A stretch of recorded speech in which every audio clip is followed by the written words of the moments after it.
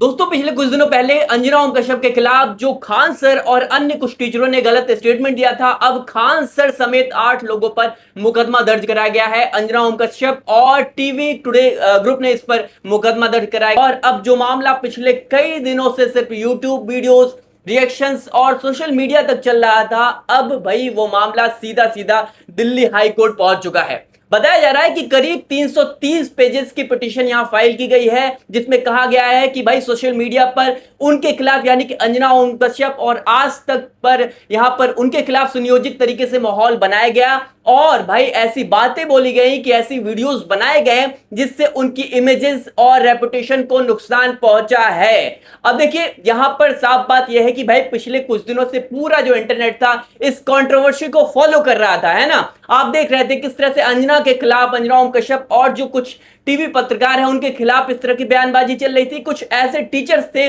जो इस तरह की बयानबाजी कर रहे थे, टीवी डिबेट भी इस पर हुए, उसके बाद रिएक्शंस आए, है ना। फिर टीचर्स की तरफ से भी जवाब यहां पर दिया गया, फिर यूट्यूब वीडियोस पर, मतलब फिर जो मीम्स वाला मामला था, कई तरह के मीम्स बने इस पर। सोशल मीडिया पर एक तरह से आप ये कहें डिजिटल लड़ाई शुरू हो गई थी, लेकिन अब चीजें ऑफिशियली आप ये कह लें कानूनी हो चुकी हैं और ऑनेस्टली भाई यहीं से मामला सीरियस हो जाता है, क्योंकि सोशल मीडिया पर लोग कई बार इमोशंस में ये भूल जाते हैं कि भाई क्रिटिसाइज करना और पर्सनल अटैक, इन दोनों में अंतर है, इनमें डिफरेंसेस नजर आते हैं। बताया जा रहा है कि भाई इस केस में सिर्फ खान सर का नाम नहीं है, बल्कि भाई इसमें अभिनव मैथ समेत कई दूसरे लोगों और कुछ ऐसे सोशल मीडिया जो हैंडल्स हैं उनका भी नाम इसमें शामिल किया गया है। साथ ही जो यूट्यूब हो गया, मेटा हो गया और एक्स जैसे जो प्लेटफॉर्म्स हैं उनसे भाई एलिजिडली डिफेमेटरी जो कंटेंट है उनसे हटाने की मांग की गई है और रिपोर्ट के मुताबिक इसमें कंपनसेशन भी मांगा गया है। 2 करोड़ तक की कंपनसेशन यहां पर मांग की गई है अंजना ओम कश्यप और यहां आज तक के द्वारा यह मांगी गई है। अब सबसे इंटरेस्टिंग चीज पता है क्या है, इस पूरे मामले में एक बहुत बड़ा सवाल खड़ा हो गया है कि आखिरकार सोशल मीडिया पर लाइन कहां ड्रॉ होगी भाई,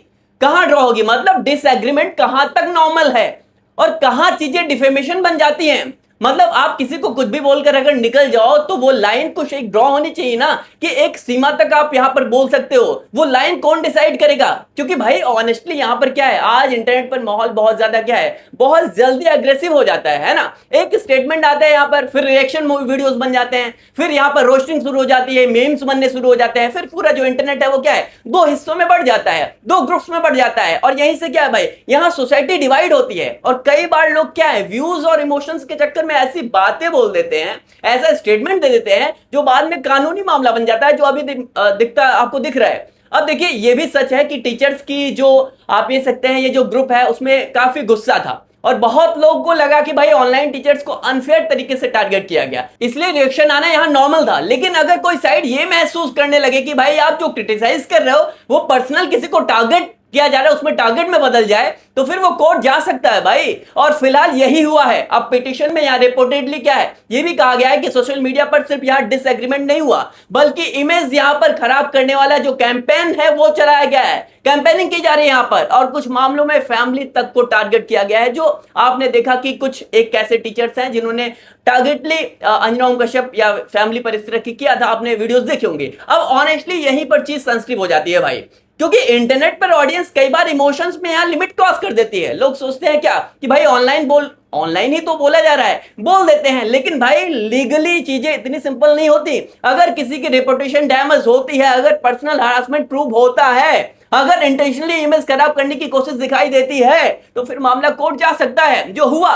और शायद यही वजह है कि अब ये पूरा इशू क्या है, नेशनल डिस्कशन बन चुका है भाई, पूरा यहां राष्ट्रीय स्तर पर इस पर डिस्कस किया जा रहा है। अब यहां पर एक और चीज नोटिस कीजिए आप कि इंडिया में जो एजुकेशन क्रिएटर्स की पावर है वो पिछले कुछ सालों में बहुत तेजी से इंक्रीज हुई है ना, उनकी पावर। आज लाखों जो स्टूडेंट्स हैं वो टीचर्स को फॉलो करते हैं, उनकी वीडियोस से क्या इन्फ्लुएंस होते हैं, उनकी बात को ट्रेंड बन जाती है अगर वो कुछ बोलते हैं। मतलब अब टीचर सिर्फ यहां क्लासरूम तक लिमिटेड नहीं है, उनकी डिजिटल इन्फ्लुएंस बहुत ज्यादा बढ़ चुकी है ना। और शायद इसी वजह से कंट्रोवर्सीज जो है वो इतनी बड़ी अब होने लगी हैं, जो हुई। अब देखो जब 2 बड़े इन्फ्लुएंस सिस्टम आपस में भिड़ने लगे, यानी मीडिया और एजुकेशन क्रिएटर्स, तो पूरा क्या है, इंटरनेट डिवाइड हो जाता है भाई। अब यहां पर्सनली अगर आप प्रैक्टिकली बात करें तो क्रिटिसिज्म यहां डेमोक्रेसी का हिस्सा है, नो डाउट। कोई भी जर्नलिस्ट, टीचर हो गया, क्रिएटर हो गया, पब्लिक फिगर हो गया, उससे भी भाई क्रिटिसाइज किया जाना चाहिए। लेकिन शायद इस पूरे मामले के बाद क्रिएटर्स भी थोड़ा केयरफुल हो गए होंगे। बिल्कुल, क्योंकि भाई डिसएग्रीमेंट करते वक्त आप अपनी जो लैंग्वेज है, अपनी जो टोन है और अपना जो पर्सनल लिमिट्स है वो थोड़ा ध्यान रखें, कितना इंपॉर्टेंट है। क्योंकि कोर्ट यहां जनरली सिर्फ ये नहीं देखता कि क्या बोला गया, बल्कि ये भी देखता है कि किस इंटेंशन से बोला गया है ना, उसका इंपैक्ट क्या हुआ और क्या उससे रेपुटेशन डैमेज हुई। अब बहुत लोग ये पूछ रहे हैं भाई कि क्या इससे फ्रीडम ऑफ स्पीच पर असर पड़ेगा, आर्टिकल जो 19 है उस पर असर पड़ेगा। देखिए, फ्रीडम ऑफ स्पीच का मतलब ये नहीं होता कि कुछ भी बोल दिया जाए। आर्टिकल 19 का ये बिल्कुल मतलब नहीं होता है कि आप कहीं भी कुछ प्लेटफॉर्म पे कुछ भी बोल दो। और दूसरी तरफ अगर आप किसी को क्रिटिसाइज कर रहे हैं तो वो डिफेमेशन नहीं कहा जा सकता, ठीक है, अनटिल अनलेस अगर भाई वो किसी, इसमें बैलेंस बनाने की जरूरत है। इसी बैलेंस को डिसाइड करना सबसे ज्यादा डिफिकल्ट पार्ट होता है ना, कि क्या सही है क्या गलत है। और शायद अब कोर्ट क्या है इसी चीज को देखेगी कि क्या सही था क्या गलत था, किसने गलत बोला किसने सही बोला। अब आगे क्या होगा ये क्वेश्चन है। फिलहाल मामला भाई ऑफिशियली क्या है, कोर्ट में पहुंच चुका है। आने वाले दिनों में इसकी हेयरिंग्स होंगी, आर्गुमेंट्स होंगे और तब धीरे धीरे चीजें क्लियर होंगी। लेकिन एक चीज अभी भी सबसे ज्यादा क्लियर है ये कि भाई ये कंट्रोवर्सी अब सिर्फ यूट्यूब ड्रामा नहीं रही है, बिल्कुल ये साफ है। अब ये ऑफिशियली क्या है, लीगल बैटल बन चुकी है। और ऑनेस्टली भाई आने वाले दिनों में पूरा इंटरनेट इस केस को बहुत क्लोजली वॉच करने वाला है। बाकी आप इस पूरे मामले को कैसे देखते हैं? क्या सोशल मीडिया क्रिएटर्स को अब ज्यादा रिस्पॉन्सिबल होना पड़ेगा, या फिर आपको लगता है कि सिर्फ ये नॉर्मल, आप ये कह सकते हैं, पब्लिक रिएक्शन था जो हुआ? कमेंट करके आप जरूर बताना।